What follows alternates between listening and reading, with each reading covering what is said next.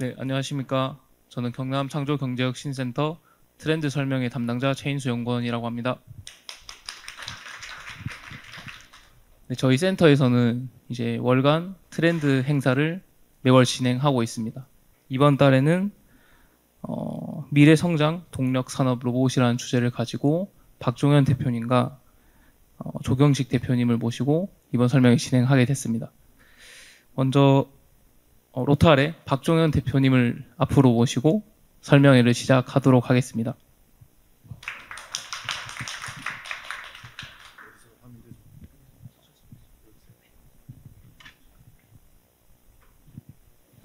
반갑습니다. 로탈 대표이사 박종현입니다. 로탈이란 회사는 인터넷이나 유튜브에서 검색하면 자료가 많이 있기 때문에 저에게 주어진 시간이 20분밖에 안 되기 때문에 회사 소개는 따로 하지 않겠습니다. 간단하게 말씀드리면 저는 2011년도에 혼자 개인 창업을 했습니다. 그래서 법인으로 전환해서 기술 개발을 계속해서 지금은 삼성, LG전자 다 1차 밴드 등록되어 있고요. 강소기업으로서 기술 개발해서 업체에 납품을 하고 있습니다. 그래서 여러분들 오늘 소개해드릴 저희 제품은 여러분들 뭐 식당이나 이렇게 술집에 가면 음식 배달해주는 서비스 로봇 있지 않습니까? 배달 로봇도 있고 그런 것들이 많이 있는데 그것과는 또 다른 고속도로 자율주행과도 또 다른 제조 현장에서 우리가 사람을 대신해서 쓰고 있는 로봇에 대해서 이제 설명드리겠습니다. 일반적으로 자율주행을 할 수 있는 밑에 기구부가 있고요. 요즘은 그 위에 로봇이 올라갑니다. 그래서 기존에는 로봇이 고정인 상태에서 물건이 들어오면 놓고 빼주고 하는 일을 했었는데 AGV하고 합쳐지면서 돌아다니면서 사람처럼 일을 하는 로봇 시대가 왔습니다. 근데 이 모바일 로봇 같은 경우에는 온갖 종합 예술이라고 할 정도의 많은 기술들이 필요로 합니다. 그래서 돌아다니는 모바일 로봇들이 많이 있는데 보통 이제 식당에서 쓰는 경우에는 이렇게 두 바퀴로 돌아가는 좌우 제자리 턴하는 방식을 많이 쓰고 저희가 이제 산업용으로 쓰는 거는 바퀴 모양이 좀 특이한데 이런 사륜구동의 제품들을 많이 사용하고 있습니다.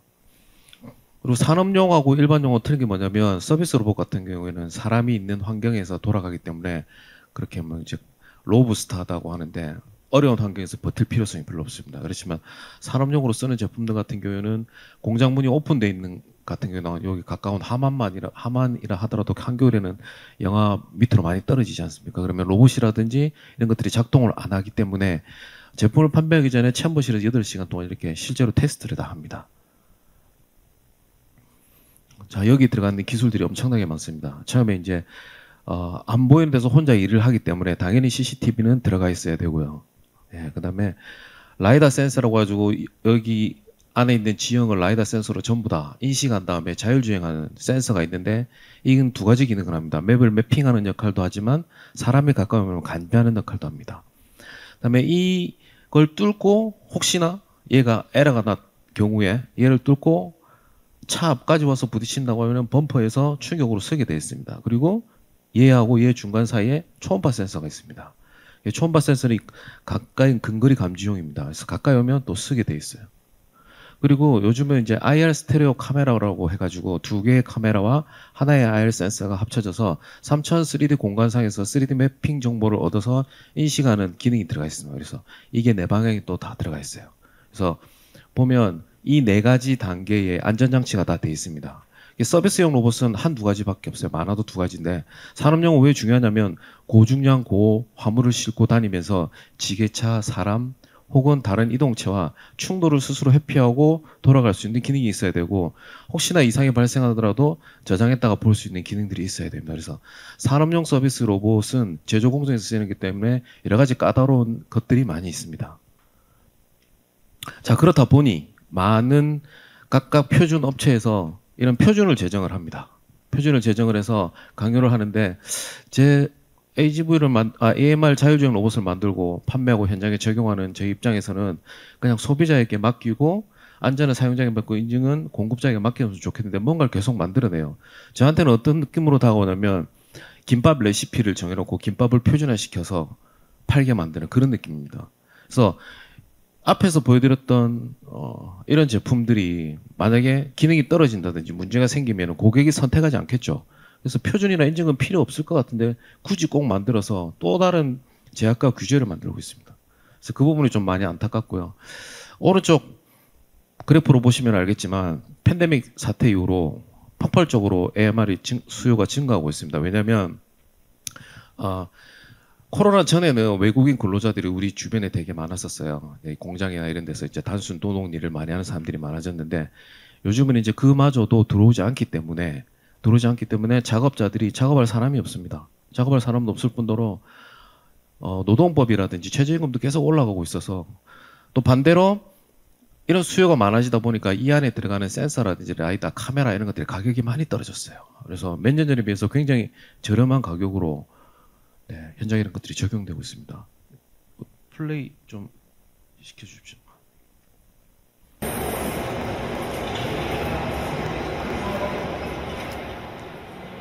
여기 지금 싣고 다니는 게 뭐냐면 전기차, 자동차 배터리를 모듈로 놓고 그 위에 덮는 케이스입니다. 덮는 케이스인데 이 케이스는 화재도 안전하고 가볍고 튼튼해야 되기 때문에 특수 도료를 칠하는데 가볍다 보니까 사람이 양쪽에서 들면 휘어집니다. 그래서 로봇으로 들어서 로딩 언로딩 하는데 이렇게 적층하게 되면 무게가 또 많이 나가죠. 무게가 많이 나갑니다.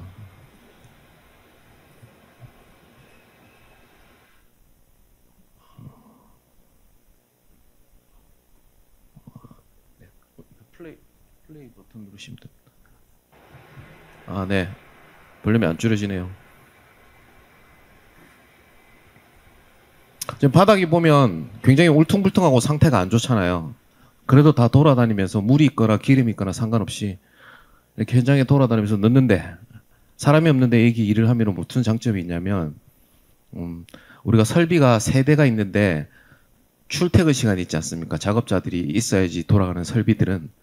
그러면 설비가 3대 있어야 된다면 얘는 밤새 혼자 계속 놓고 빼기 때문에 그 다음날 아침 사람이 출근하면 그 다음 일을 하게 되기 때문에 이 자율주행 로봇이 들어감으로 해서 실제로 보유해야 될 설비가 3대에서 한 대를 뺀 2대만 있어도 생산성이 나옵니다. 그래서 이게 요즘 4차 혁명에서 말하는 물류혁명, 제조 쪽에 자율주행 로봇이 들어가서는 물류혁명. 그래서 무슨 동선이 짧아지고 컨베이어 대신 AMR이 들어가고 하는 것들만 많은 분들이 강조하시는데 실제로 이런 굉장히 큰 효과가 있습니다.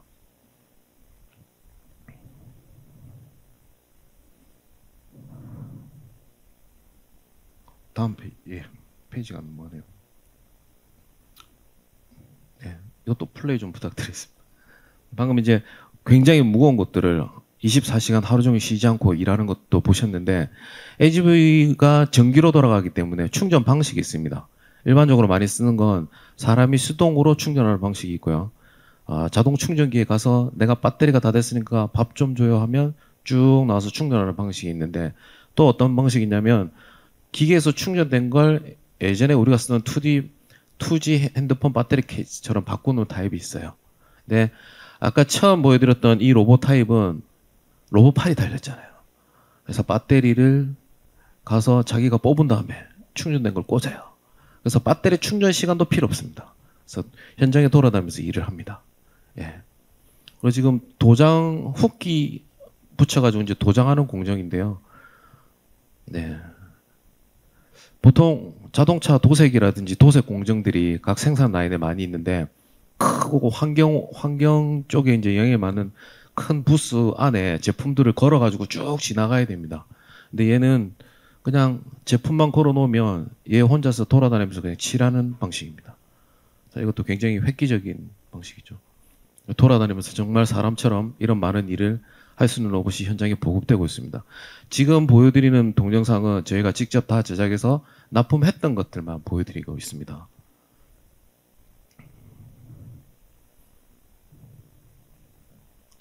네, 이것도 플레이 좀 부탁드리겠습니다.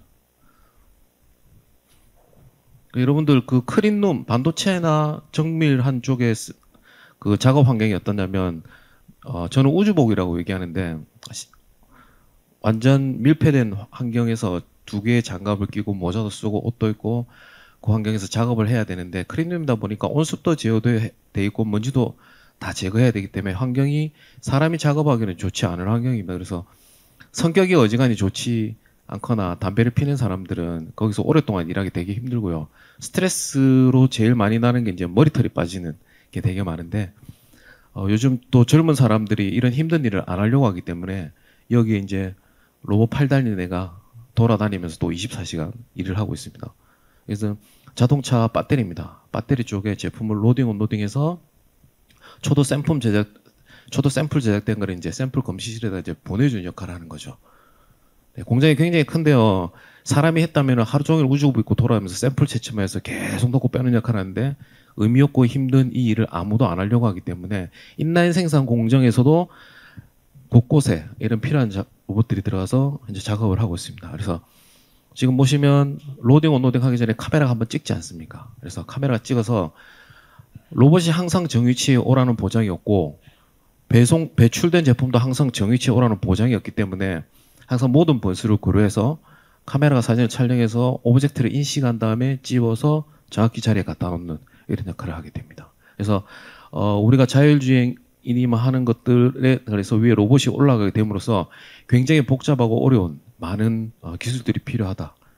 예, 그런 말씀을 드릴 수 있겠습니다.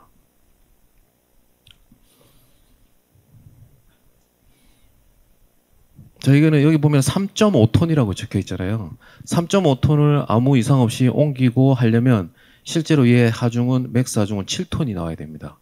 7톤. 그래서 얘가 7톤을 옮길 수 있지만 3.5톤을 옮기면서 반복 정밀도가 2mm가 나옵니다. 2mm. 2cm가 아니고 2mm가 나옵니다.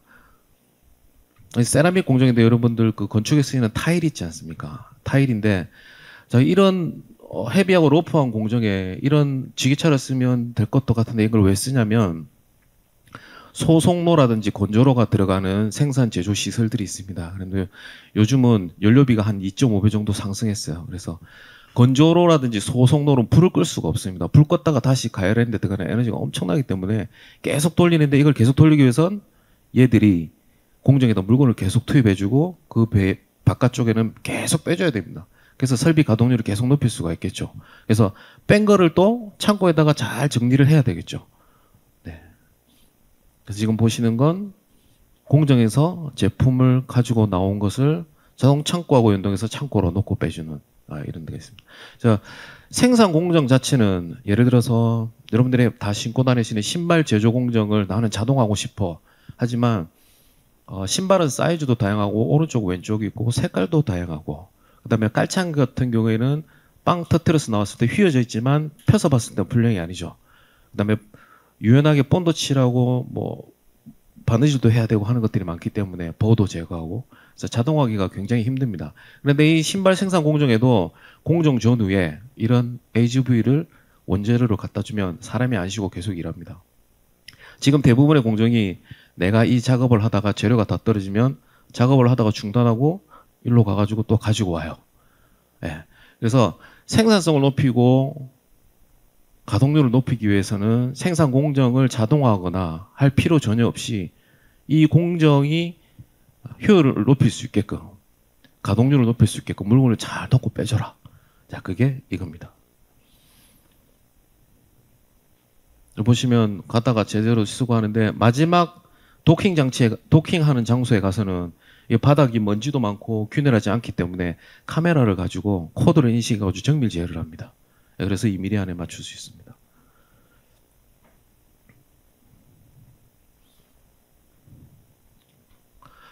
아, 20분밖에 안 되기 때문에 제가 이제 동영상 위주로 해서 잘 설명을 드렸는데요. 관련된 자료의 강의 자료라든지 그 다음에 제품 설명 자료는 제 유튜브에 잘 올라와 있고요. 질문 있으면 질문 받겠습니다. 네. MR, 예.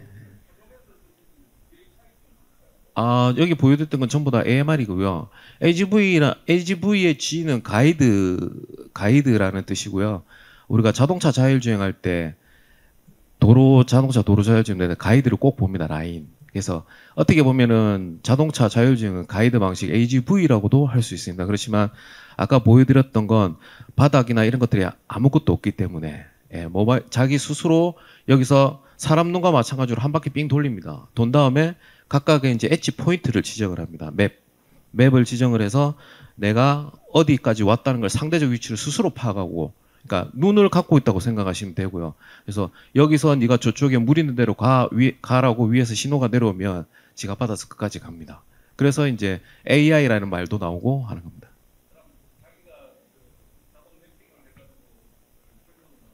네, 맞습니다. 그게 핵심 기술이고요. 한 대만 있을 때는 상관없는데요. 저희 동영상 보시면 몇십 대 움직이는 것도 있고, 제가 가장 많이 납품한 데는 70대를 납품했어요. 그러면 각 공정 라인이 굉장히 복잡하지 않습니까? 그러면은 위에 소프트웨어에서는 각 지점에 1대1이 아니라 N대 N입니다. 그래서 우리가 그 옛날에 스타크래프트에 보셨으면 저글링을 그룹을 지정해서 랠리 포인트를 찍으면 각자 막 움직이지 않습니까? 그게 이제 A-스타 알고리즘이라는 건데 그게 여기도 들어가 있어요. 그래서 가장 가까이 있는 AGV 중에 최단 경로를 생성해서 갔다 올 수 있는 애한테 명령을 내려요.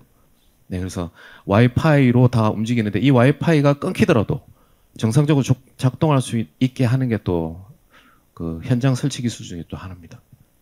네. 네. 네. 힘들어. 표준 같은 게 아, 네. 몇 가지만 좀 설명해 주시면 좋을 것 같습니다. 여기 보시면 저희가 사용하는 바퀴인데요. 이게 사륜구동이에요, 저희가. 그래서 정밀 제어를 할 수 있는데 이 메카덤 휠이라는 사륜구동의 단점은 뭐냐면 사륜구동이다 보니까 에너지 비효율적이고 마디를 건너뛰기 때문에 진동이 있어요. 그런데 이 바퀴를 사용해서 국내에서 현장에 적용한 사례는 저희가 최초고요. 전시회나 연구실에 있지만 생산 라인에 투입한 거는 최초입니다. 그렇다 보니까 이게 품질 테스트를 할 방법이 없어요. 그래서 저희끼리 PLC에다 연결해가지고 이게 지금 테스트하는 겁니다. 저희끼리 자체 테스트. 근데 표준 협회라는 거 정확히 이름은 기억 안 나는데 각 세션별로 이런 표준을 정하시는 분들이 계속 계세요. 계속 만드십니다. 대개 보면 교수님들이나 어떤 큰 기업의 연구소, 그다음에 정부기관 이런 분들끼리 모여서 표준을 정하는데 그분들이 정하는 표준이 뭐냐면 얘가 360도 돌았을 때 반복 정밀도가 얼마가 나와야 돼. 그럼 얘가 이렇게 돌고 속도는 얼마가 나와야 돼. 예.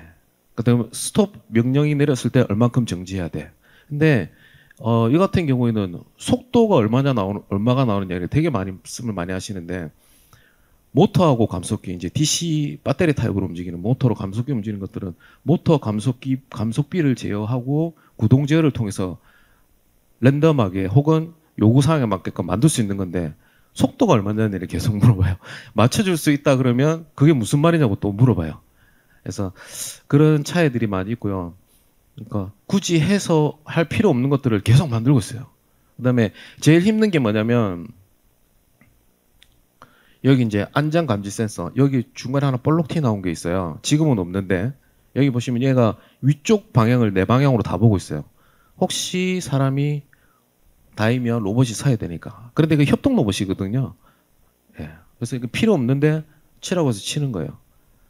예. 그다음에 안에 세이프티 PLC라고 해서 주문해도 8개월 이상 걸리는 400만 원짜리 센서가 있는데 그걸 그냥 무조건 넣으래요.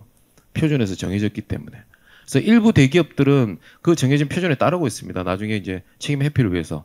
근데 400만 원짜리 세이프티 PLC를 넣고 안전장치 연결하고 하면 1000만 원 그냥 올라가요. 1000만 원.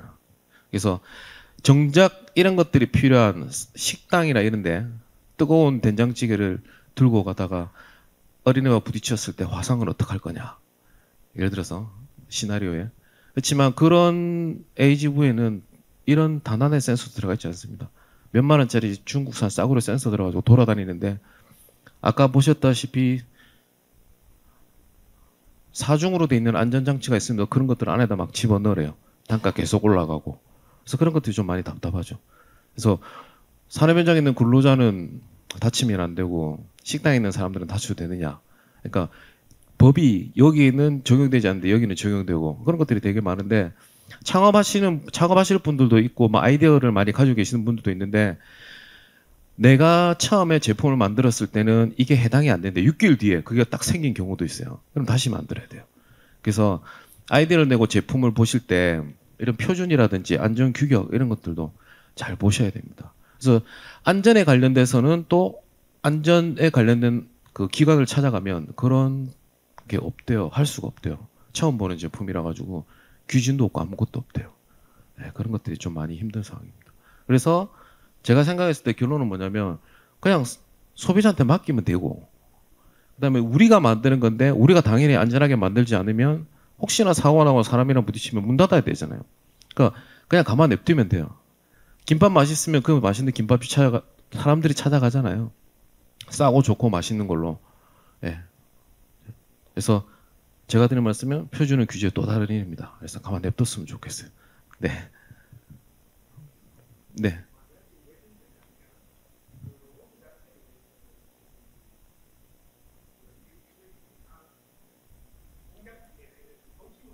네.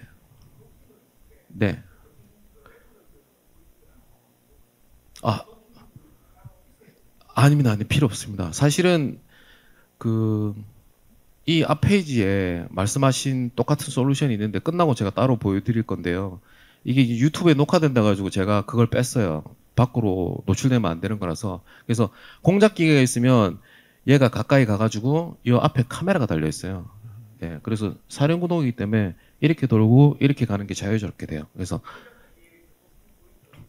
공작 기계 도킹 포인트 필요 없고요. 공작 기계 앞에 QR 코드 하나 스티커 붙여놓으면 돼요. 예, 예. 네, 네, 네. 스티커 붙여놓으면 돼요.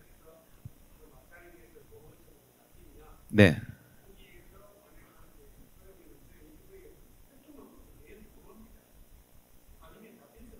아, 네, 맞습니다. 협동 로봇 밖에 못 올라갑니다. 네, 네, 네, 네. 이거랑 독일 거랑 다 되고요. 로봇 자체도 그 연동해서 쓸 수 있는 통신 프로토콜을 제공하기 때문에 쓸 수 있고요. AGV가 항상 정위치에 오라는 보장이 없습니다. 그래서 좌표가 항상 틀어져요. 예. 그래서 아까 말씀드렸다시피 로봇 앞에 카메라가 있어요. 예. 틀립니다. 안에 통합 제어하고 운영할 수 있는 시스템이 별도로 있습니다. 예, 예, 맞습니다. 네네네, 별도로 있습니다. 그래서 저희가 이제 오랫동안 이런 경험들이 많이 쌓여서 로봇을 자기 원하는 사양대로 사서 쓰고 싶어 하시는 분들이 많아서 베이스만 판매를 하고 있어요. 네, 맞습니다. 예, 맞습니다. 네, 네네, 네, 맞습니다. 네. 그래서 공작 기계에 원재료 놓고 완제품 끝난 거를 올려놓고 원재료 놓고 세척하는 데로 갑니다. 그래서 세척기에다 집어넣고 계속 그렇게 혼자 일합니다. 그래서 엘사 같은 경우에는 설비 가동률 95%, 24시간 기준. 그래서 5%는 뭐 툴 교체하고 점검하고 이렇게 하고 있습니다.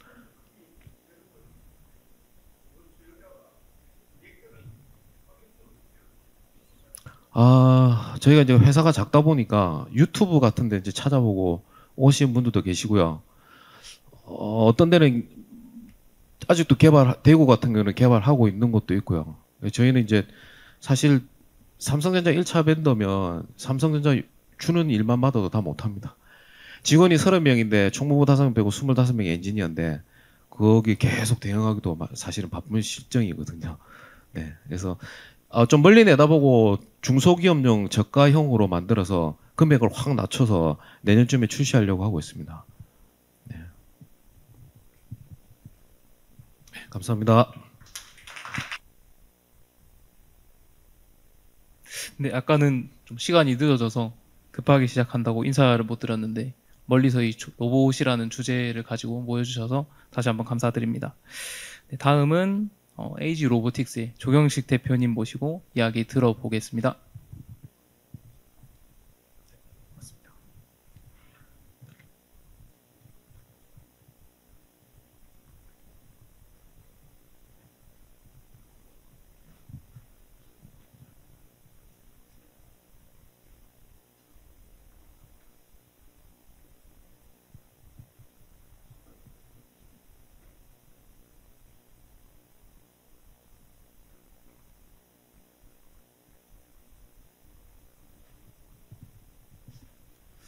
네, 안녕하세요. 저는 에이지 로보틱스의 조경식이라고 합니다. 네, 반갑습니다. 네, 좀 전에 로탈 대표님 말씀 잘 들었고, 저희 회사는 이제 갓 창업한 지 이제 3년 만 지난 회사라서 지금 로탈에서 하시는 것과는 좀 차이가 좀 많이 있을 수도 있습니다. 저희 제품군도 이제 개발해서 이제 현재 응용하고 있는 단계입니다. 저희는 처음에 시작할 때는 농업과 관련된 농업 로봇 전문 회사로 제가 소개를 했었습니다. 이제 그러다 보니까 이제 좀 시장성이라든지 이런 빠르게 이제 수익이 올라오는 구조가 조금 느리더라고요. 다른 타 산업에 비해서. 그래서 저희가 좀 이제 좀 사업 그 모델을 조금 바꾼 게 AI 기술을 적용해서 자율주행할 수 있는 로봇 시스템을 공급하는 회사로 나아가자라고 해서 최근에 이제 이런 식으로 이제 바꾼 상태고요. 그래서 저희 같은 경우는 1차 시장 진입 지역으로 이제 농업 분야로 이제 이 저희 자율주행 기술을 적용한 로봇을 공급을 하는 그런 회사로 지금 나아가고 있습니다. 그리고 향후에는 방위산업 분야 그리고 물류, 서비스까지도 저희 이제 실외 자율주행 기술을 이용해서 이제 진출하고자 하는 그런 회사입니다. 네, 먼저 저희는 얼마 안 됐기 때문에 회사 소개를 잠깐 드리면은, 저희는 19년에 10월에 설립했고, 22년도, 23년도에서 올해 초에 이제, 정기연구원에 연구소 기업 등록이 됐고요. 좀 이제 공신력 있는 이런 기관의 어떤 투자라든지 이런 기술 인증을 통해서 좀 더 이렇게 성장할 수 있는 그런 모습을 보여드리려고 하고 있습니다. 저희 인원들은 주로 방산 분야, 여기 저희가 지금 창원에서 창원 출신입니다. 창원에 있는 기업에서 방산 기업에서 나온 인원들이 설립을 한 회사고요. 그래서 방산 관련 무인 시스템 이런 쪽으로도 또 많이 특화되어 있는 회사라고 할 수 있습니다. 네, 저희는 중소형 자율주행 로봇 시스템 AG2롭이라는 이제 상표로 이제 등록을 했고 이제 이 제품으로 이제 여러 가지 판매망을 다각화하고 사업 모델도 여러 가지로 지금 꾸려가고 있습니다. 먼저 제일 초기로 이제 진입하는 부분이 이제 농산업 분야에서 오늘 소개해드릴 농업 로봇 시스템 관련돼서 이제 주력을 하고 있고요. 그리고 이제 최근에 이제 좀 도입을 하기 시작한 곳이 방위산업 분야에서 이제 또 자율주행 시스템을 요구를 하시는 부분이 많이 있습니다. 그래서 자율주행 시스템과 그리고 내부에 들어가는 구동 시스템 이런 분야들을 저희가 제공을 하고 있고 그리고 내년도 올해 말부터는 또 이제 물류라든지 서비스 쪽 분야에도 저희 시스템을 공급을 해서 사업 영역을 확대하려고 지금 준비를 하고 있습니다. 네, 먼저 농산업 분야에서는 저희가 이제 AG1롭 S 모델이라고 스피드 스프레이어 이제 농약을 치는 기계를 장비를 지금 개발을 해서 이제 공급을 하고 있습니다. 제일 첫 번째 보이시는 이 스프레이 장면인데요.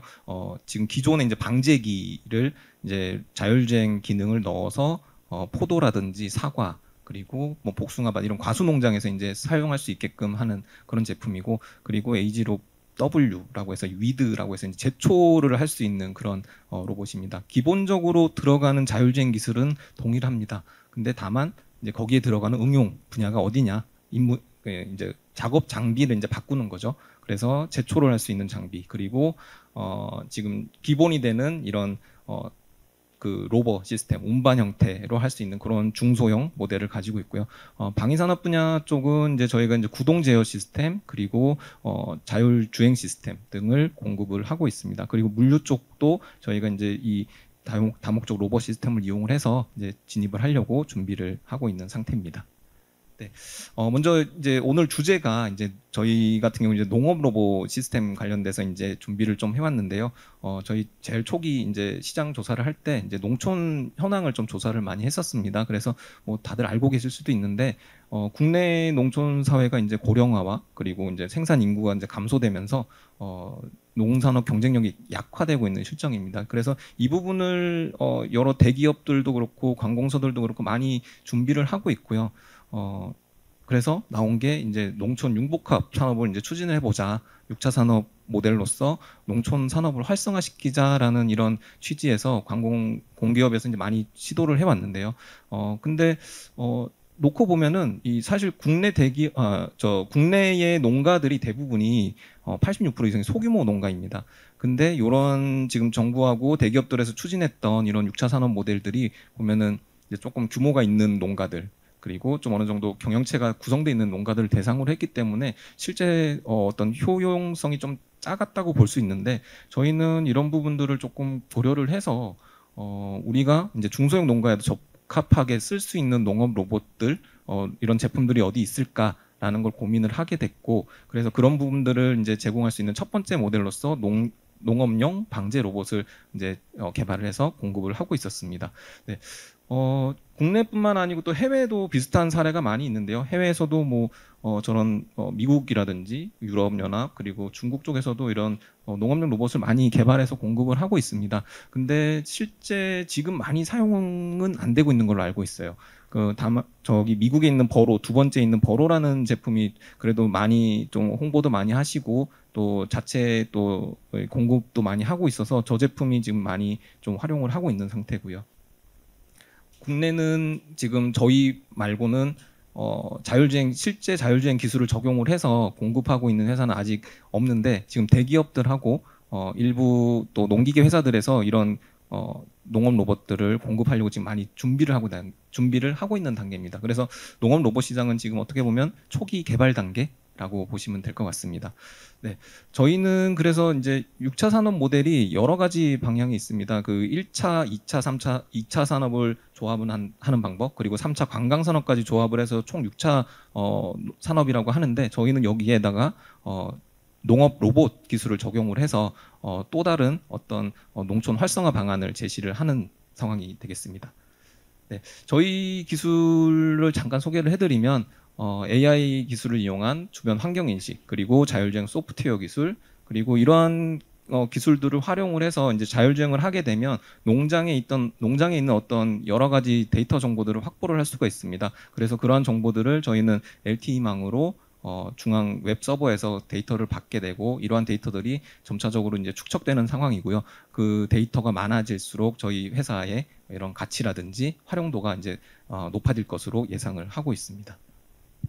네, 간단하게 앞서도 자율주행 기술에 대해서 많이 소개를 해주셨는데, 좀 가장 큰 차이점이라고 하면은 저희 같은 경우는 이제 실외에서 이제 주행을 한다는 겁니다.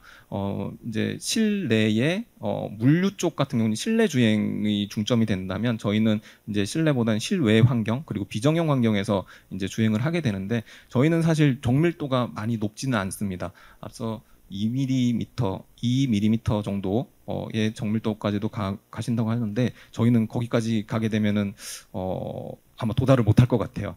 그래서 왜 그러냐면, 저희 같은 경우는 이제 이런 평평한 바닥이 아니고 이제 흙바닥, 그리고 뭐 자갈바닥, 그리고 진흙이 될 수도 있고 해서 이 주행할 때 이런 주행 오차가 많이 발생을 하게 됩니다. 그래서 그 주행 오차를 최대한 얼마만큼 정밀하게 보정해서 가느냐가 저희의 자율주행의 관건이고요. 이를 위해서 저희는 RTK GPS와 그리고 스테레오 카메라를 이용을 해서 주행을 하게 됩니다. 그리고 특히 주행할 때는 저희가 이제 농장 같은 경우는 이제 고랑들이 많이 있거든요. 과수 농장 같은 경우는 이제 고랑이 이제 일자 형태로 해서 쭉 돼 있는데, 그 고랑 사이를 이제 주변 옆에 나무를 잘 인식을 하면서 일자 형태로 잘 주행을 하느냐, 이게 저희 자율주행의 관건이고, 고랑과 고랑 사이를 이동을 할 때는 GPS 좌표를 이용을 해서 이렇게 이동해서 들어가게 됩니다. 그래서 그런 것들을 하기 위해서 이제 이런 센서 융합 기술, 환경 인식 기술, 그리고 자율주행 경로 생성 기술까지도 이렇게 들어가게 됩니다. 네, 저희 앞서 제품 소개를 잠깐 드렸었는데요. 저희는 지금 현재 방제 로봇과 운반 로봇을 농산업 분야에 이제 적용을 하고 있는 상태고, 그리고 여기서 이제 좀 이제 사업 모델을 좀 다각화하려고 농촌 농업 로봇 쪽이 조금 좀 늦습니다. 이 수익성 올라오는 게 많이 늦기 때문에 이 제품만 보고 있다 보면은 딱 굶기 좋겠더라고요. 그래서 좀 더 사업화를 좀 다각화하기 위해서 이 안에 들어가는 핵심 모듈들을 또 이제 제품화를 좀 하려고 지금 시도 중에 있습니다. 특히 이제 자율주행 시스템을 모듈화해서 이제 자율주행 시스템, 그리고 안에 들어가는 통합 제어 시스템, 이렇게 두 가지 핵심 모듈들을 이제 다른 산업 분야에 또 먼저 공급하는 형태로 지금 사업을 진행 중에 있습니다. 네, 그리고 한 개 또 소개해드릴 것은, 이제 저희가 이런 로봇들의 정보들을 이제 웹 서버에서 이제 다 이제 수집을 하게 됩니다. 그래서 이제 요 화면 같은 경우는 이제 저희가 구축된 화면인데, 로봇의 어떤 이런 상태 정보, 뭐 배터리 정보라든지 현재 운용 시간, 그리고 주요 구성품들의 정상 동작 유무 등을 여기서 이제 확인을 할 수 있고, 특히 이 시스템의 이제 좋은 점은 이제 농가분들이 가장 원하는 게 얼마만큼 AS가 빨리 되느냐, 내 장비가 어디가 고장이 났냐, 빨리 고쳐줄 수 있냐 없냐, 이거를 많이 원하시는데, 이런 부분들을 좀 해소를 해줄 수 있지 않나 해서 이 부분을 지금 많이들 저희가 좀 어필을 하고 있는 상황입니다.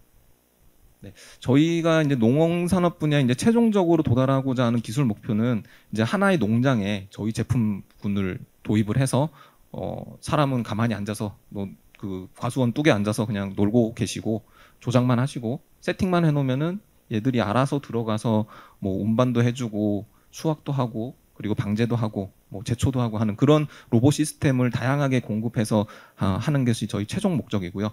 지금 현재까지 구현돼 있는 것은 이 중에서 이제 세 가지가 지금 구현이 돼 있습니다. 근데 다만 이제 이 세 가지 로봇을 동시에 활용하는 그런 부분들이 이제 앞으로의 이런 관건이 될 것으로 예상을 하고 있습니다. 네, 요거 동영상 좀 플레이 좀. 네, 현재 자율주행 방제 로봇을 이제 포도 농장에서 이제 실제 운용하는 장면이고요. 이제 농장 같은 경우는 이제 운용하는 방법이 이제 농가에서 이제 이런 밭으로 이제 그 트럭이나 경운기 등으로 이제 이동을 하게 됩니다. 그래서 좀 전에 보셨던 이동하는 거, 그리고 방제기라서 이제 당연히 이제 분무하는 부분들을 이제 기능을 수행을 하고 있고요. 지금 분무 같은 경우가 특히 좀 이슈가 되고 있는 부분이 농가분마다 다 요구가 다 다릅니다. 어떤 분들은 뭐 약이 많이 나가야 된다. 뭐 또 어떤 분들은 약은 작게 나가지만 좀 미세하게 나가야 된다. 뭐 이런 분들도 있어서 저희가 많은 피드백을 받아본 결과 이 부분은 그냥 농가분의 요구에 맞춰서 그때그때 바꿔드려야 되겠다라고 결론에 도달했고, 처음에는 이렇게 고정된 형태로 갔지만 지금은 이제 뭐 대를 길게 세우시는 분들도 있고 또 옆으로 기역자 형태로 꺾으시는 분들, 이런 요구에 맞춰서 이렇게 각각 제품군들을 여러 가지 옵션을 통해서 할 수 있게끔 그렇게 제작을 하고 있습니다. 네, 여기까지 하고요. 네, 저희는 이제 기존의 업체들이 대부분 아마 이 실내용 자율주행들을 많이 하셨을 거예요. 그리고 실외 같은 경우는 또 실내도 물론 어렵지만 실외 같은 경우는 이제 정밀도를 맞춰주는 게 너무 또 어렵고 주변에 어떤 장애물, 돌발적인 장애물들이 많이 나타나서 그런 부분들을 해결하는 게 지금 제일 관건이 될 것 같고, 저희가 농촌 쪽을 제일 1차로 생각했던 부분이 그래도 농업 분야에서 좀 활용도가 많이 높을 수 있을 것 같고, 지금 로봇을 많이 안 쓰고 있는 부분이 그 농업 쪽이 또 많이 있기 때문에 그래도 최대한 좀 기여를 할 수 있는 부분이 있지 않을까 해서 농업 부분을 들어갔는데, 솔직히 사업성이 조금 많이 늦기는 합니다. 네, 좀 근데 그런 부분을 좀 버텨내야지 이제 제 생각에는 한 2, 3년 내에 좀 로봇 시장이 농업 로봇 쪽도 활성화가 되지 않을까. 지금 올해부터 또 정부에서도 농업 로봇 또 실증 사업을 또 진행을 하고 있습니다. 그래서 그게 좀 어느 정도 농가분들한테 인식이 되고 좀 많이 좀 여러분들이 알게 된다면은 농업 로봇 쪽도 많이 시장이 활성화가 돼서 물류 시장만큼 아주 큰 시장이 되지 않을까 예상을 하고 이쪽을 지금 사업을 추진하고 있습니다. 네, 질문 있으시면 듣겠습니다.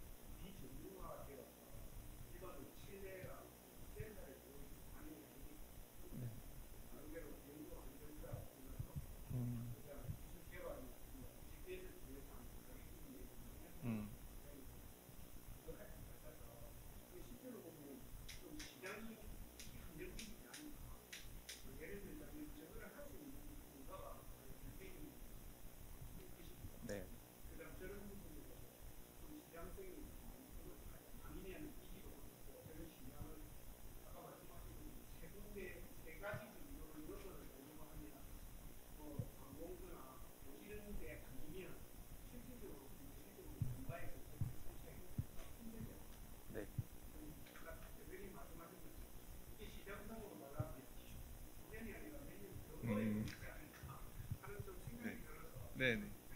예.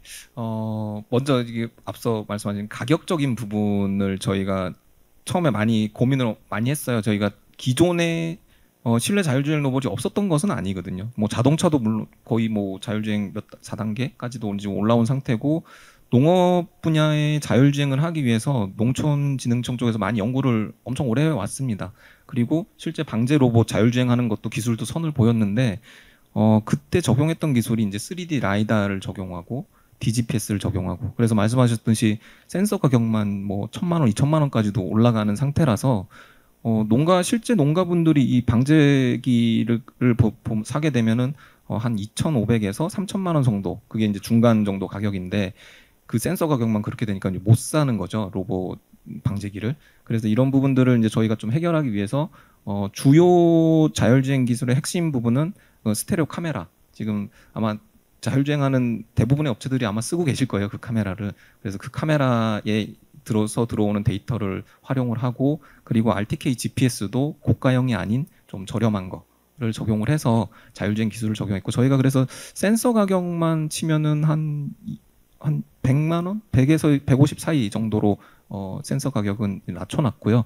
그래서 이제 그런 부분들을 이제 소프트웨어적인 기술로 좀 해결을 하는 부분이 있습니다. 그리고 시장 부분은 시장이 빨리 안 열리는 게 문제라서 그렇지, 확실히 시장은 확실하게 있습니다. 수요자들도 저희가 뭐 작년에 전시회라든지 이런 박람회 많이 다녀봤는데, 수요자분들은 요구를 하세요. 빨리 우리 농장에 가져와서 좀 해보자라고 하시는데, 좀 꺼려하시는 부분들이 뭐냐면, 이게 과연 내가 이거를 이제 새로운 신생 업체에서 만든 거를 들고 와서 이래 쓰다가 이게 뭐 고장이라든지 아니면 이게 잘 안 돌아가면 내가 어떻게 할 거냐, 그러면은 1년 농사가 막 좀 헝클어지는 그런 상황이라서 도입을 되게 꺼려하십니다. 그래서 저희가 그 다음 차선책으로 생각한 게, 그러면은 그냥 우리 팔지 말고 그냥 갖다가 공급을 하자. 지금 저희가 이거 시제를 무리해서 3대 정도로 만들었습니다. 그래서 각각 지금 농장에 공급을 해서 돌리고 있고, 그리고 농가에 직접 판매보다는 그 공공기관 쪽으로 해서 공공 임대 방식으로 가자 해서 지금 조달청 쪽에 이거 지금 등록을 한 상태고요. 그래서 공공기관 임대 방식, 그리고 농가 판매, 그리고 앞서 이제 핵심 기술들을 이제 농기계 회사에도 지금 이제 공급을 하고 있거든요. 그래서 그 농기계 쪽 공급을 받는 그 농기계 회사에서 이제 로봇화한 제품을 또 판매를 알아서 하게끔 그렇게 유도를 하고 있습니다. 네, 저희 지금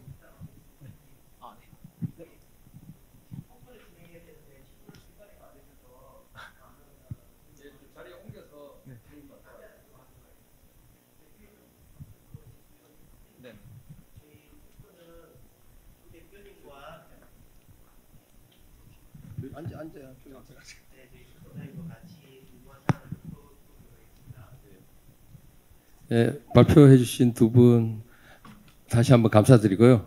예. 조 대표님은 몇 년 만에 뵀죠, 제가? 한 2년 만에? 아니요, 중간중간 어디 행사 때 행사 갔다 인사드렸었고요. 네. 네. 그래요. 금방 될 것 같은데 앞으로도 3년 그러니까 좀 네. 끔찍하다, 그죠? 와, 저는 작년에 어떻게 매출이 좀 나올 줄 알았어요. 근데 예. 농가분들이 선뜻 구매를 안 하세요. 이게 그 자기 한 해 농사가 달려 있다 보니까 새로운 제품을 도입하는 걸 많이 좀 꺼려하시더라고요. 그래서 그때 미국에 어떤 회사가 있었잖아요. 네네, 버로라는 회사 있었죠. 그렇죠. 그 회사는 꽤 규모가 크죠, 그죠? 거기 회사 저희가 이제 제일 초기에 이제 그 회사 제품을 이제 저희가 수입을 해서 이제 공급을 하려고 됐었죠. 그때 센서장님이 그렇게 한번 해봐라 하고 하셔서 바로 연락을 했는데, 만들지 말고 사서 팔아봐라. 저도 그게 좋을 것 같아서 시도를 했는데, 그 업체에서 우리 아직까지 해외 진출 역량이 안 된다, 한 3년 정도 기다려달라 라는 회신 메일을 받아서 그냥 그럼 우리가 만들지 뭐 이러면서 그래 지금 만드는 상태. 그럼 실제로 그 회사는 물건을 팔고는 있나요 지금? 또 지금 잘 뭐 몰라요. 온라인상에서 이렇게 공개되는 정보만 보면은 뭐 활동은 많이 하더라고요. 뭐 기술 개발도 계속해서 하고 있는데, 항상 같은 지역, 같은 장소 인 게 조금 걸리긴 합니다. 그렇구나. 시장이 열려야지 뭔가 제품 개발을 빨리 하는 재미도 있고 좋은데, 그죠? 네, 맞습니다. 혹시 여기 로봇 산업에서 종사하시는 분 계세요? 혹시 직접 뭐 만드시거나? 만들고 계세요. 그럼 어떤 데 관심이 있으신지 주로?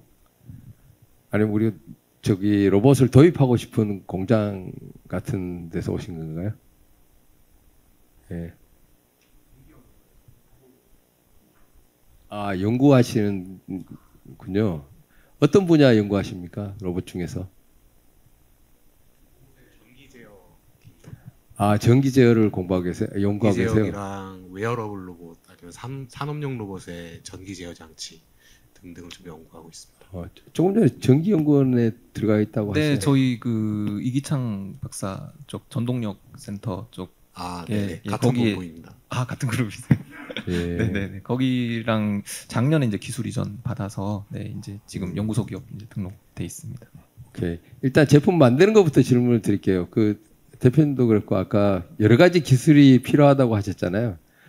지금 엔지니어를 추가로 뽑는다고 하면 어떤 분야를 제일 많이 필요로 하세요? 필요한 기술 중에 엔지니어를 추가로 뽑아야 된다. 거의 구하기 힘든데 영상 처리 쪽하고 머신 비전 쪽 아, 거의 구하기 힘듭니다. 인공지능 개발자. 네, 인공지능이라기보다는 이제 카메라로 획득된 영상을 분석하는 프로그래머들이 있거든요. 프로그래머 아, 개발자들이 분야가 되게 많아요. 예, PLC도 이제 프로그램이라고 할 수 있는데 그런 로직 제어 쪽 말고 예. 영상을 분석해가지고 이제 아, 이벤트나 그런 특징을 잡아서 명령을 내릴 수 있게끔 하는 게 사실은 좀 굉장히 고난이도 높고 천적이고 수학도 잘해야 되고 해서 그런 사람들은 참 힘들죠. 그 테슬라도 보니까 이제 그 영상의 카메라로 들어온 정보를 인식하는 기술을 하고, 그다음에 그걸 해석하는 기술하고, 예, 맞습니다. 그다음에 그 다음에 반응하는 기술 이렇게 세 가지 분야로 나눠서 네네. 되어 있더라고요. 네, 구조를 보니까 네. 우리도 그렇게 되어 있나요? 그쪽은 이제 그 특징 있는 방향을 가지고 움직이는 차량에 대해서 어떤 이렇게 저희가 공학 쪽에서 뭔가를 해석하고 연구하기 위해서 이제 조건들을 이렇게 한정 지어놓고 이제 연구를 하는데요. 예. 이제 도로라는 그런 조건 내에서 일어날 수 있는 변수들에 대해서 이제 하는데 이제 테슬라가 라이다 센서보다는 이제 비전을 쓴 이유는 라이다 센서는 이제 눈이나 비에 취약하기 때문에 그리고 골프 치러 갔을 때 비 오는 날은 거리 측정이 안 되거든요. 안개가 많이 낀 날에나 예. 그래서 그런 것들을 생각했을 때 또 있고 그다음에 또 카메라가 라이다 센서보다는 상대적으로 저렴합니다.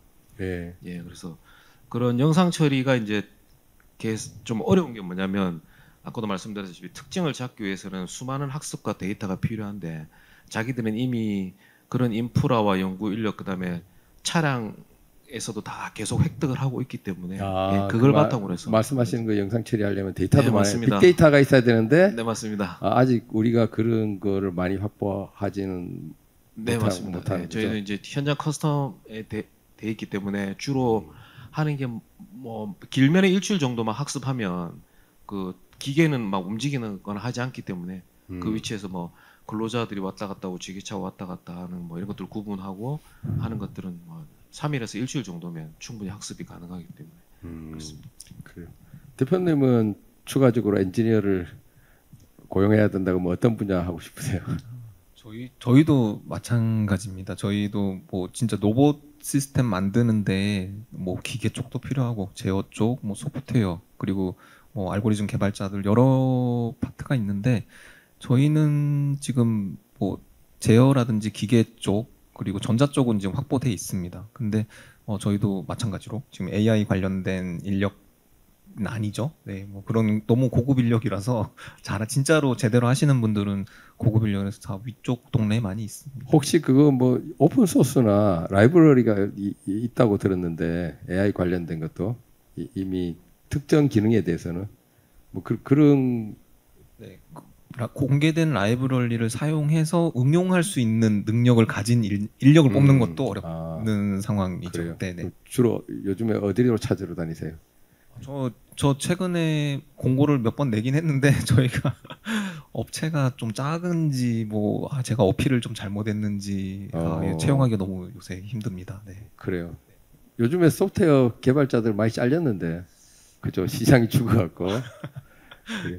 그 소프트웨어 인력뿐만 아니고 제어 쪽 하시는 뭐 전자 관련돼서 뭐 이렇게 설계하시는 분들도 이렇게 공고를 내면은 조금 좀 희소성이 좀 있는 것 같아요. 저희가 지역적인 그런 문제가 그러면 뭐 있는지. 외주를 주거나 아웃소싱 할 수 있는 파트너들은 있나요, 대표님?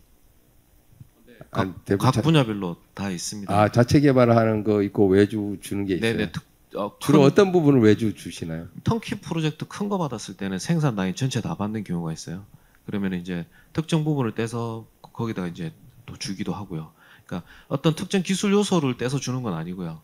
이제 펑션별로 각 구간을 쪼개서 주는 거고요. 아, 그럼 파트너 회사가 있겠네요. 네네, 같이 하는 회사가 있는데 결국은 전체를 제어하는 상위 소프트웨어가 중요하기 때문에 그런 것들은 외주 주기가 힘들고요. 예, 그렇습니다. 그래요. 아까 이제 농업 쪽은 시장이 열리는데 시간이 좀 필요하다고 하셨고, 지금 공장 쪽은 일거리 많고 삼성에서 주는 일이 많아서 이제 정신 없다고 하셨잖아요. 네. 그래서 좀, 네, 예, 시장은 맞습니다. 그 시장 상황은 좋다고 판단하시는 거예요 지금? 예, 좋은데 좋다 보니까 또 너도 나도 너무 많이 달라들고 그분들 자체적으로 기술 그룹이 있어요.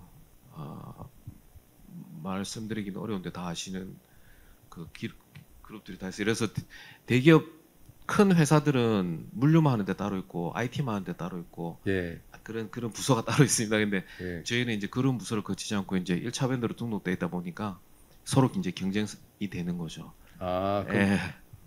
로탈 경쟁사가 많이 있나요 지금 시장에? 네, 많이 있습니다. 많이 있고 어느 정도 기술은 확보돼 있는데 이제 자본이 조금 부족한 회사들은 이제 인수합병도 많이 되고요. 큰 회사에 그래서 큰 프로젝트에 이제 많이 투입이 됩니다.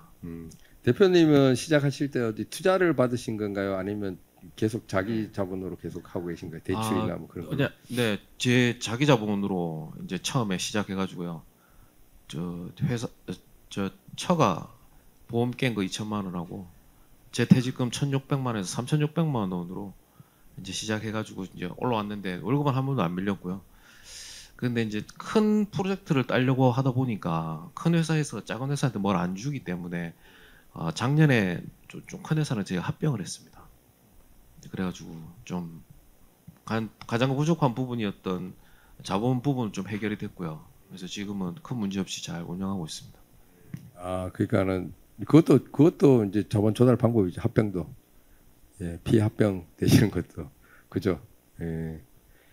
그래요. 혹시 또 궁금한 거 있으세요? 추가적으로 로봇 산업사. 예.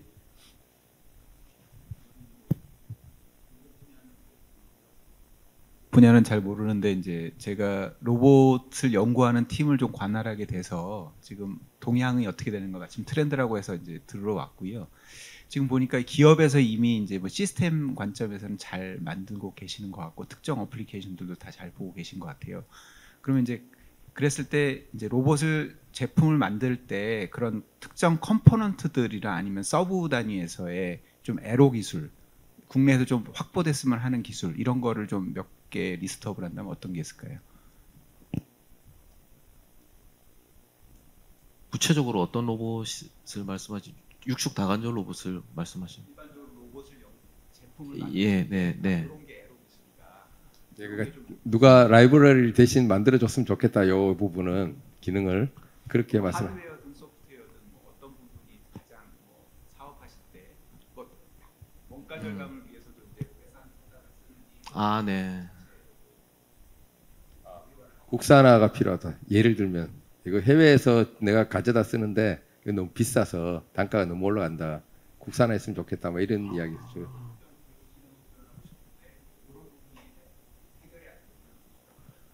그 사실 로봇이라는 게 저희랑 같이 사용한 지는 되게 굉장히 오래됐습니다. 오래됐고 제가 주로 하는 이제 모바일 로봇 같은 경우에는 가깝게는 저기 부산 녹산의 삼성자동차도 굉장히 한 90년대부터 사용을 해왔으니까요. 지금 뭐 되게 오래됐는데 최근에 이제 협동 로봇이 들어서면서 이제 그렇게 됐지. 사실 원천 기술도 어느 정도 다 있고요.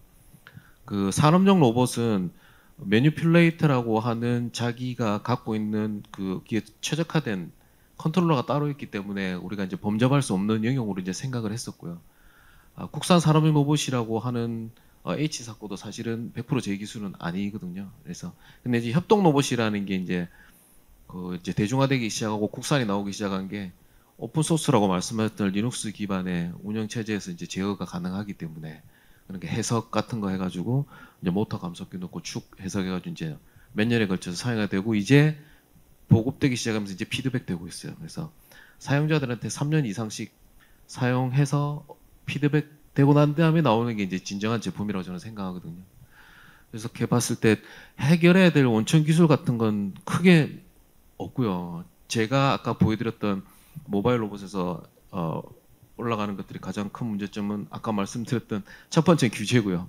두 번째는 굳이 3, 40만 원짜리 라이다를 써도 되는데 그들은 표준 때문에 몇 천만 원짜리를 써야 되는 경우가 발생하고요.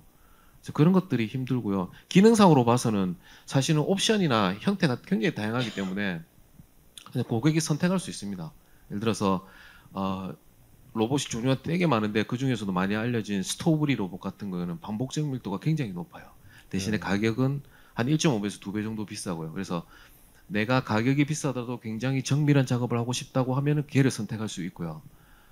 그다음에 PC 기반의 다품종 소량, 그러니까 요즘은 유연 생산 시스템이 대세거든요. 매트릭스 형태의 그런 생산 라인에서 그러면 A라는 제품이 들어왔을 때는 어떻게 해석하고 내가 움직이고 하는 것들이 케이스 바이 케이스로 로봇에 티칭된 것이 아닌 MES와 연동돼서 제품 생산 정보를 가지고 그 데이터를 받아서 로봇이 움직일 수 있게 하는 건 이제 PC 기반의 로봇이 좋거든요. 그래서 티칭 포인트도 무한되고 그래서 여러 가지 기능을 선택할 수 있어요. 예. 네, 제가 질문에 해당되는 것만 제가 몇 가지 물어볼게요. 아까 규제 때문에 몇십만 원짜리 있어도 되는데 몇천만 원짜리 부품을 써야 된다 그랬죠. 그 몇천만 원짜리는 어떤 기능하는 무슨 부품이에요? 뭐 인증을 좀 더 많이 받았고. 해외 제품인데. 네네 국산은 없습니다. 예. 그게 제품. 뭐 카메라요? 아니면 라이다 센서인데요. 라이다 센서인데 비싼 라이다 센서가 있어요? 네, 비싸고 공급도 안 됩니다. 무조건 8개월씩 기다려야 돼요. 근데 그 라이다를 반드시 써야 되는 거예요? 네, 맞습니다. 국산이 몇몇 제품 회사에 뭐 부산에 있는 오토닉스나 그다음에 뭐 유진 로보틱스에서도 만들었고 몇 군데 만들었는데 일단 아까 말씀드린 대로 그걸 쓰려면 3년 이상의 고객 피드백이 업데이트가 돼야 되는 부분이 있고 사용자 입장에서는 이게 몇십만 원이든 몇천만 원이든 비싸더라도 좀 검증된 걸 쓰고 싶어하는 게 있고. 그래요. 그 제품의 원래 기능이 뭐예요? 맵을 형성하고 그다음에 물체를 감지하는 용도입니다. 예. 그게 지금 제작하시는 제품 부품 중에는 제일 비싼 거. 네, 맞습니다. 예. 그 국산화 했으면 좋겠다고 생각하는 거 잘. 국산화 돼 있는데요. 국산화돼 있는데. 국산화는 얼마짜리가 있어요? 경쟁 상품에? 뭐 작게는 몇십만 원에서 비싸게는 몇백만 원까지 있는데 한 2, 300? 예, 150. 그럼 그거 쓰면 되는데 왜 안 쓰세요?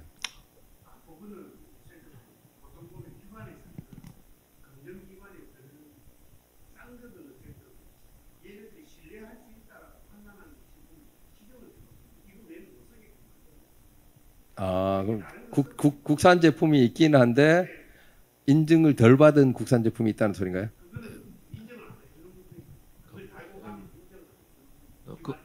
그런 것도 있고 예를 들어서 내가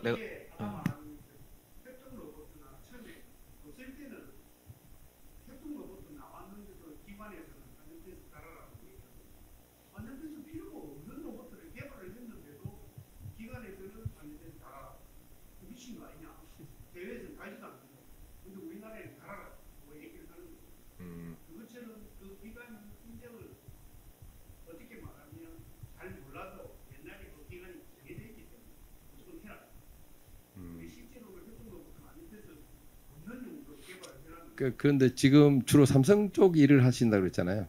삼성에서 그걸 요구하는 건가요? 네, 실제로 그 근로자가 있고 설비를 관리하는 사람이 있고 안전을 담당하는 부서가 따로 있어요. 예. 그 부서 입장에서 봤을 때는 다른 건 모르겠고요. 안전에 관련된 것만 해당되면 되니까. 예. 참고로 저기 지금 정기연구원 쪽이시니까 저희가 거기랑 이제 하고 있는 일들이 모터 제어기 구동 시스템 쪽을 하고 있는데 이게 국산도 있고 대표님 말씀하신 대로 해외 제품도 다 이렇게 정형화된 제품들이 딱딱 있는데 그럼에도 불구하고 어떤 특정한 어떤 로봇에는 이걸 새로 또 만들어서 들어가는 경우가 또 필요하거든요. 그래서 저희 같은 경우는 지금은 이제 국내 상용품을 쓰긴 하는데 쓸 때마다 모터랑 모터 제어기랑 그 튜닝을 해서 오게 됩니다. 저희가 직접 튜닝을 하기가 좀 까다롭기 때문에 그래서 저도 계속 지금 요구를 하고 있어요. 저희가 자체적으로 지금 개발을 할까라고 생각도 드는 부분이 그 모터 제어기를 가지고 오토 튜닝을 할 수 있는 그런 소프트웨어를 만들게 되면은 그게 활용도가 엄청 많을 거다라는 생각을 하고는 있습니다. 그래서 그런 것들이 하는 게 지금 해외 제품 중에 뭐 엘모사 제품이라든지 그리고 국내 뭐 제품 산업용 서버모터 쪽에도 많이 기능들이 들어있죠. 네. 그런 거를 좀 범용적으로 우리가 좀 잘 쓸 수 있는 그런 소프트웨어 쪽이 있으면은 많이 활용도가 높지 않을까 싶습니다. 네.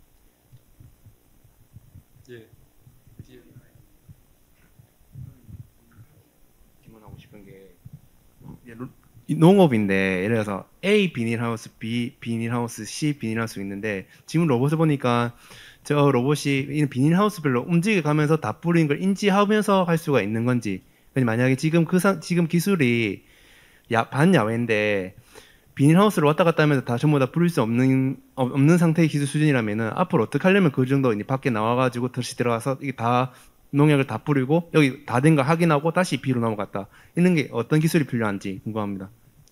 네, 지금 현재 지금 구현돼 있는 거는 실외에 그러니까 하우스가 아닌 그냥 실외 노지 환경에서의 그런 자율주행을 지금 하고 있고 지금 최근에 저희가 이제 시험을 진행을 했습니다. 말씀하신 하우스 내부에서 방제하는 거를 주행 시험을 했는데 비닐 쪽이라서 저희가 GPS가 좀 잘 안 되고 오차가 있을 거라고 예상을 했는데 의외로 좀 잘 되더라고요. 그래서 그 이유를 보니 이제 저희가 이제 고랑 주행을 하기 위해서 이제 양쪽 사이드에 있는 그 나무들을 이제 인식을 하면서 가게 되거든요. 이제 그런 부분들이 주행에 영향을 좀 준 것 같고 그리고 하우스가 보면 요새 그 뭐 단동도 있지만 연동이라고 해서 여러 개가 이제 뭐 두세 개, 네 개씩 연동이 된 게 있는데 그런 거 같은 경우는 어떻게 보면 우리 공장 큰 건물처럼 이런 식으로 느껴지거든요. 안에 들어가면.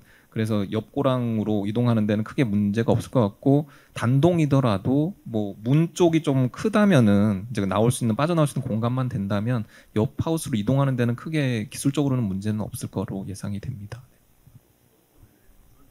그걸 높여서 비닐하우스도 있지만 보통 우리 하만이나 이런 데 대사면 가보면은 넓은 평지 논밭 이런 수박밭이지 않습니까? 이런 넓은 이제 섹터별로 이제 비닐하우스가 나는 게 아니라 섹터별로 이제 나눴을 때 주행 로봇이 경사도도 있고 막 이제 어떤 길을 구간하는데 지금 저 로봇이 경사도를 해가지고 다른 논밭으로 넘어갈 수 있는 그런 주행 어떤 좌표를 찍어주면은 이 논밭 섹터 가가지고 다시 일을 하고 이 시간대는 이 논밭으로 도랑 건너가가지고 하라 그런 기술이 가능한지 지금 상태로는 지금 말씀하신 거로는 경로를 패스를 어떻게 짜느냐에 따라서 그게 구현이 가능할 것 같고 저희가 패스를 짜는 방법이 지도상에서 이렇게 뭐 마우스로 이렇게 할 수도 있지만 실제 주행을 하면서 저희가 좌표를 획득을 하거든요. 그래서 처음 좌표를 획득할 때 주행을 할 때 뭐 경사로라든지 이런 뭐 고랑 부분들을 얘가 주행을 한다면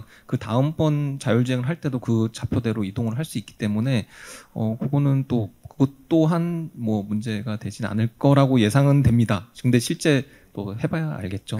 그렇게는 아직은 안 해봤습니다. 네, 그리고 궁금한 게 로봇은 옛날부터 공장에 썼잖아요. 사람적 로봇. 근데 왜 최근에 이제 로봇 산업이 급성장하게 된 뭔가 기술적인 변화가 어떤 게 있나요? 그러니까 옛날처럼 공장에 큰 자동화 기기는 다 로봇이잖아요. 근데 왜 요즘에 로봇이 자꾸 주목받는다고 생각하세요? 첫 번째는 국제적인 정치 영향도 좀 있는 것 같습니다. 자국 위주주의가 만연하고 중국 같은 경우에는 전 세계 글로벌 공장으로 생각했는데 뭐 여러 가지 뭐 셧다운 해버리고 중국 물류 쪽에 셧다운 해버린 바람에 저희도 이제 타격을 좀 있긴 입었었거든요. 제품 공급이 안 돼서. 중국에서 알아서 다 만들어 줬는데 이제 작게나마 공장 각자 알아서 돌려야 되니까 네. 사람은 없고 네. 그러니까 로봇에 대한 시장이 개척되는 것 같다. 네. 그래서 유럽이나 미국 같은 경우에는 공장을 유치하는 것도 굉장히 많은 그 혜택을 주고 하는데 저희 나라는 오히려 이제 반대로 가고 있는 것 같고요. 우리나라 공장 대기업들이 미국에 공장 짓는다고 하니까 뭐 되게 좋아하는 분위기인데 저는 좀 의아해하더라고요. 국내 산업 발전을 위해서는 국내 공장을 많이 짓고 로봇을 많이 보급하고 관련된 인재를 계속 창출해야 되는데 좀 의외인데 아무튼 코로나 영향이 큰 것 같고요. 코로나 때문에 그런 것도 있고 전쟁이나 뭐 이런 것들도 있고 사회 환경 때문에 로봇이 재등장했다고 생각하시는 네 거죠? 맞습니다. 대표님은 어떻게 생각하세요? 저 같은 경우는 이게 어떻게 보면 사회 그런 전체적인 현상인 것 같아요. 말씀하셨듯이 뭐 농촌도 그렇고 뭐 공장 뭐 물류 이쪽도 그렇고 다 인구도 줄어들고 연령대가 또 높아지고 하면서 일할 사람도 없어지고 또 일할 사람 구하려고 하니까 비싸고 그거를 대체를 하기 위해서는 결국에는 로봇 시스템으로 가야 되지 않나. 그래서 농촌 쪽 같은 경우는 제가 아까 계속해서 좀 시장이 늦다라고 얘기 드리지만 언젠가는 분명히 열리는 시장이고 그때까지 우리가 그 시장에 딱 진입할 수 있는 그 최선의 그런 상태를 유지한다면 네, 아주 좋은 성과가 있을 거로 예상을 하고 있습니다. 그러니까 노동력이 감소하니까 로봇이 등장한다고 이제 두 분도 사회적인 현상이라고 보고 계신 거죠. 그죠? 예.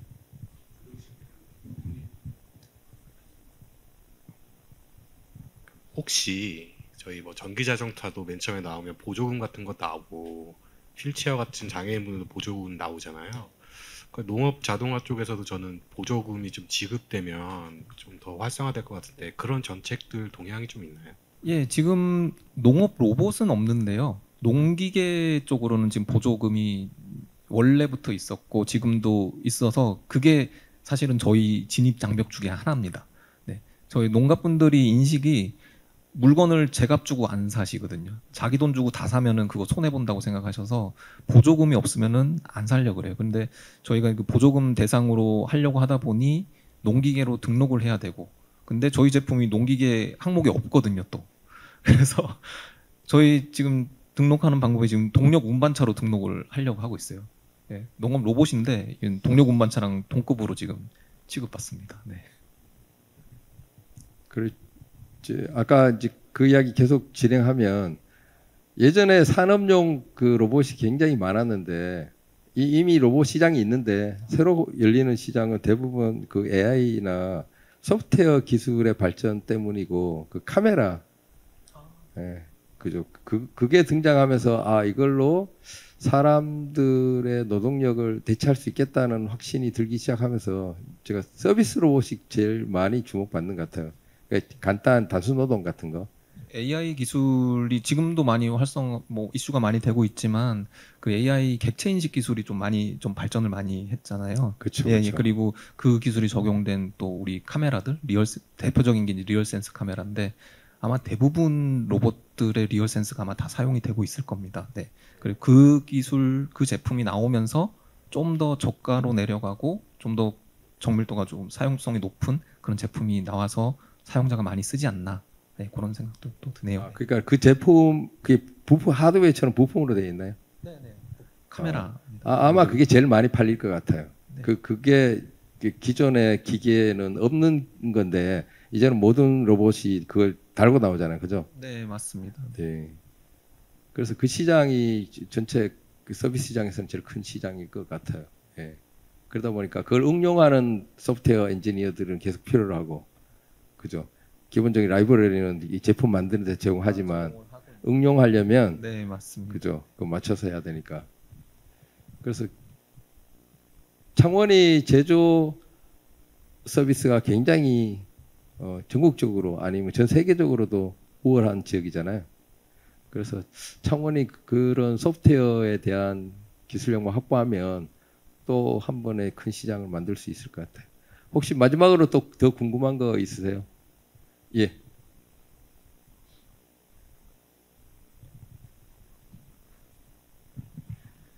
두 분 대표님께 각각 질문 드리고 싶은데요.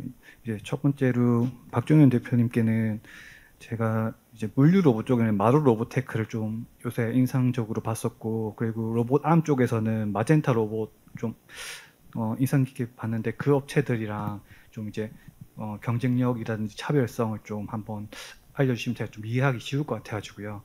그리고 조영식 대표님께는 아까 그 방산 쪽도 생각한다고 하셨는데, 그 이제 사실 우크라이나 쪽이 지금 이제 3년 거의 다 돼가고, 한국 정대도 3년쯤 돼서 이제 정전 들어갔고, 이제 점점 그런 분위기가 나올 것 같은데, 이제 지뢰 로봇 같은 경우는 이제 사실 미국이랑 브라질이랑 이제 우크라이나가 사실 농경지가 크고 이렇게 해서 이제 농사 쪽으로 많이 하고 있고, 저희 지인이 지금 우크라이나에서 이제 피난 나가지고 체코에 있거든요. 그래서 그 친구는 이제 서쪽에 살고 있는데, 서쪽에는 농사를 지금 계속 하면서 수확한다고 하더라고요, 돈 벌려고. 근데 이제 동부 쪽은 이제 지대가 워낙 많이 깔려 있어가지고, 그쪽은 사실상 이제 정전이 돼도 그걸 다 정리하는 시간이 많이 걸리기 때문에 그거가 좀 애로사항이 될 것 같다. 정전이 이제 만약에 된다면. 그래서 이제 한국도 지뢰에 뭐 관련된 장비를 지원하려고 하고 있고 하는데, 그 대표님 그 농사 로봇이 궤도형이더라고요. 궤도형이면은 이제 밀밭이나 이런 데도 이렇게 들어가도 잘 찾을 수 있을 거고, 산 속에도 잘 찾을 수 있을 것 같은데, 혹시 지뢰 로봇 이런 탐지나 뭐 그런 쪽은 생각하시고 있는 게 있으신지 알려주시면 좋을 것 같습니다. 네, 두 번째 질문 먼저부터 얘기 드리겠습니다. 지금 저희가 예전에 제가 이제 아까 창원 지역 방산 업체 출신이라고 했는데, 그 업체에 있을 때 했던 게 이제 폭발물을 탐지 제거 로봇을 개발을 하면서 좀 방산 쪽 이제 개발 단계로 보면은 이제 체계 개발 단계라고, 이제 양산 바로 전 단계까지 이제 세팅을 한번 하고 나왔습니다. 그래서 방금 그런 말씀하신 그 장비 같은 경우는 지금 국내에는 이제 중소형급 같은 경우는 이제 아마 제 생각에 내년쯤 해서 이제 군에 이제 배치가 되지 않을까라고 생각이 들고요. 그리고 지금 국내도 그렇고, 국내도 아직 지뢰 미개척 지역에 많이 있거든요. 그렇고 우크라이나 같은 경우 그렇게 이제 광활한 지역에 이렇게 된다면은 이제 중소형급보다는 이제 그 탱크 같은 이런 큰 규모의 이제 지뢰 제거 장비, 이제 장비화로 들어가지 않을까, 그렇게 생각이 듭니다. 네. 감사합니다. 네, 제가 두 업체 다 들어본 적이 없어가지고 방금 인터넷 찾아봤는데, 마루 로보틱스는 서비스 로봇 쪽이고요. 서비스 로봇이 이제 그 아까 말씀드린 대로 규제가 거의 없다시피 해서 중국 제품들이 사실 많이 들어와 있는데, 중국 제품들이 원가가 한 2천만 원 정도 하는 걸로 알고 있습니다. 국내 제품 한 4천만 원 정도 하는 걸로 알고 있고요. 그래서 보조금 받고 해서 렌탈 서비스에서 한 달에 한 80만 원 정도 받고 하고 있는데, 중국 제품들은 안에 들어가는 부품들이나 기판들, 특정 아까 라이다나 카메라 같은 경우에는 글로벌로 판매하는 제품들에서 한국에서 사든 중국에서 사든 금액이 똑같거든요. 그래서 어디서 차이가 나냐면, 중국이 로봇 산업을 크게 하기 위해서 외국에 있는 엔지니어들을 많이 데리고 오고, 아파트도 얻어주고 보조금도 제공하고 해서 굉장히 저렴하게 이제 제품이 나오고, 완성도가 떨어지는 제품들도 전 세계 전시회 많이 들고 다니면서 이렇게 판매하는데, 제가 궁금해서 한번 사본 적도 있어요. 600만 원 주고. 근데 거의 뭐 못 쓸 정도로 엉망으로 만들어 팔긴 하던데, 그래서 국내 업체들이 그런 글로벌 시장이나 국내 시장에서 보조금 한 푼 없이, 뭐 정부 지원 사업으로 한다고 해서 뭐 1년에 1, 2억 뭐 사실 그건 재료비 정도만 받는 거니까요. 제품을 만들어서 판매하고 경쟁한다는 것 자체가 굉장히 좀 저는 고무적으로 생각하고요. 일본이나 미국도 저희보다는 혜택을 더 많이 주거든. 사실 어떤 제품을 만들어서 랩실에서 그냥 돌리고 끝내는 게 아니라 고객한테까지 가서 실제로 돌린다는 건 굉장히 엄청난 일이거든요. 그래서 대단하다 생각하고, 일단 저희도 그런 마루 로보틱스와 같은 제안을 되게 많이 받았습니다. 근데 저는 주행 로봇이나 서비스 로봇은 아직 시기상조라고 생각하고요. 그래서 조금 더 있다가 좀 이렇게 되면은 할 거고요. 두 번째, 이제 마루 로보틱스 같은 거는 이제 저희랑 비슷한 일을 하는 것 같은데, 이 회사하고 저희하고 차이점은, 저희는 이제 사륜 구동의 정밀 제어가 가능하다는 부분이고, 이분들은 이제 이륜 구동을 해서 이제 일륜구동의 단점이 바닥이 고르지 못하면 가다가 다른 방향으로 가거든요. 예, 그래서 그런 부분의 차이가 좀 있는 것 같고 나머지는 뭐 충분한 답이 된 것 같습니다. 감사합니다. 이제 시간이 돼서 이제 마지막 질문을 받도록 하겠습니다. 예. 저는 이 로봇을 연구하는 연구원은 아니고요. 여기 우리 마이스터 센터의 자문위원으로 이렇게 가끔씩 나와서 활동하고 있는데 산업용 로봇 심사원을 제가 이제 안전보건공단에 있을 때 검사도 업무도 하고 그러다 보니까 3년 전에 2019년도 대구에 있는 로봇진흥원에서 협동로봇 안전인증심사원을 이렇게 좀 양성을 한다 해서 전에 이제 로봇 위험기계 심사를 하다 보니까 그걸 해서 2019년도 한 1년간은 활동을 좀 했어요. 여기서 이제 삼성자동차부터 해서 여기 두산중공업 몇 개사들 시범 사업으로 이렇게 참여했는데 코로나가 진행되면서 이 산업통상부에서 심사비를 지원해주면서 하던 인증심사제례가 실종이 되어버렸어요. 그래서 지금은 추진은 되고 있는데 이제 여기 아까도 이렇게 쭉 제가 이렇게 쭉 들어보니까 어떤 자율주행 로봇에 대해서도 어떤 개념에 대해서 재정의가 좀 필요하고 또 이 부분에 대해서도 지금은 이제 소형이지만은 이게 제조업에서도 뭐 예를 들어서 한국철강 같은 데서도 이렇게 중량물을 자율주행으로 운반을 하다가 이제 트러블이 생기게 되면은 책임을 어디까지 묻을 것인가. 결국 이제 그 로봇에 대해서 안전 인증성이 있나 없나 이렇게 분석을 하게 되기 때문에 아마 이 제조 단계에서 우리 여기서 좀 개발되고 하는 쪽에서 저는 이제 S마크 안전 인증을 받는 게 좋겠다. 이 제조하는 우리 회사도 그렇게 그런 걸 좀 권장을 해도. 그리고 S마크 인증은 지금 국내에서는 안전보건공단 연구원에서 받아서 이거는 이제 의무 인증이 아니기 때문에 제조사에서 신청해서 테스트 거치고 나면은 획득할 수 있어요. 그래서 S 마크를 받게 되면은 이제 정부 보조금이 상당히 많이 지원이 되고 또 전국적으로 홍보가 되기 때문에 좀 필요성 가치가 좀 올라간다고 봐지고 그리고 제가 이제 우리 여기 살고 있는 이 창원 지역에 보면은 로봇랜드가 지금 실패작인데 저쪽에 구산에 있는 이런 부분을 아까 여기서 말씀한 것처럼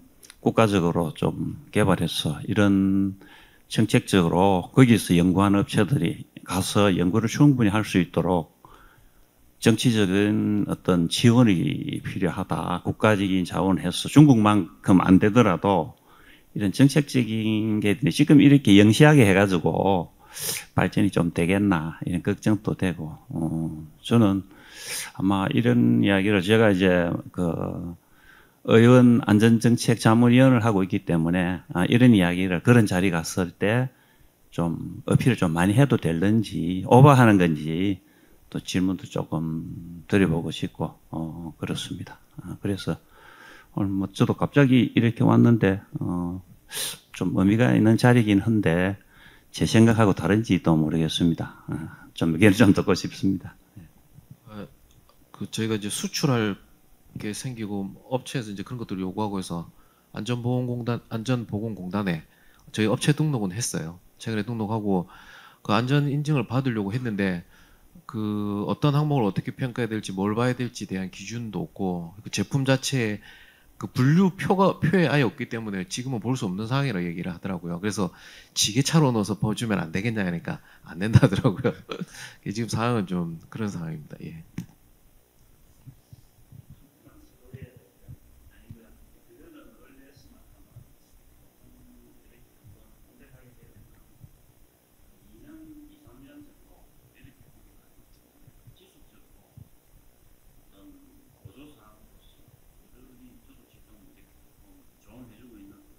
다른 품목에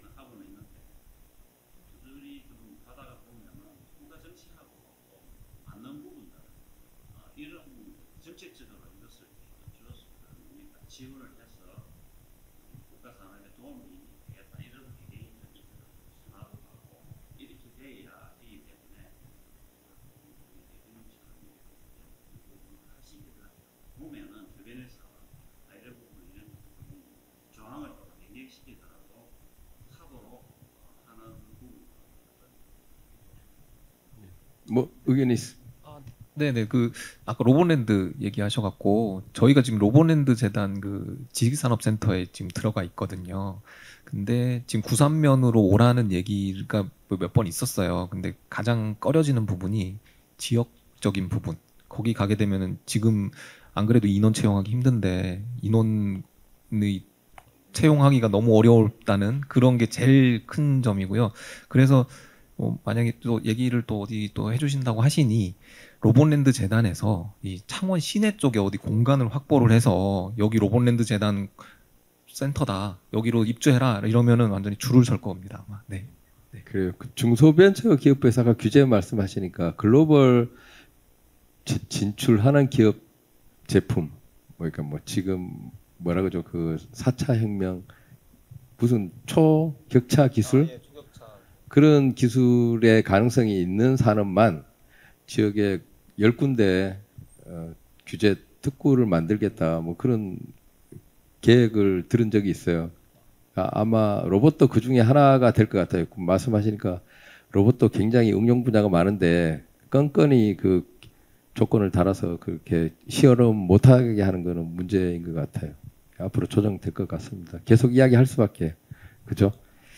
예, 오늘 거의 2시부터 1시간 반 동안 강의도 해주시고 그다음에 Q&A에 좋은 의견 이야기해 주신 두 대표님 다시 한번 큰 박수로 감사드립니다. 저희 매달 이렇게 트렌드 설명회 하니까요. 예, 관심 가져주시고 저희가 사전에 이메일 보내면 예, 신청 많이 해주시길 부탁드립니다. 고맙습니다.